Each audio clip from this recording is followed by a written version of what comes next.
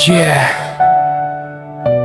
Para sa katotohanan, para sa hustisya,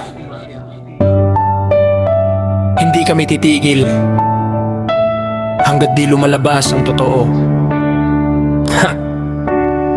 Yeah, maraming usap, maraming paratang, pero saan ang ebidensyang dapat pagbasehan? Huwag agad humusga sa naririnig lang, dahil ang katotohanan may tamang daan. Hindi kayang sirain ng tsismis ang pangalan kung malinis ang puso at pinagdaanan. Lalaban ng patas taas noong haharap sa bawat pagsubok, hindi basta luluhod. Hostisya para kay Mr.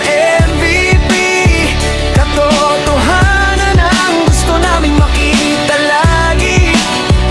Walang bahid ng kasinungalingan, katarungan ang aming sigawan. Whoa, oh, hostisya, hostisya, tignan ang tinig. Ang totoo sa dulo ay siyang mananaig.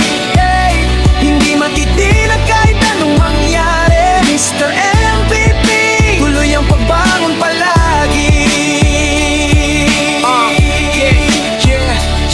Hindi lahat ng balita ay totoo, kaya mag-isip bago magsalita ng buo. Respeto sa bawat taong nadadamay, sa hustisya at katotohanan tayo sasabay. Kapag may laban, batas ang sandigan, hindi galit kundi tamang paglilinawan, hanggang sa lumabas ang tunay na liwanag. Katarungan ng sigaw ng bawat pangarap. Hostisya para kay Mr.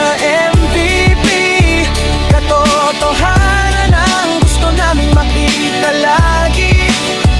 Walang bahid ng kasinungalingan, katarungan ang aming sigawan.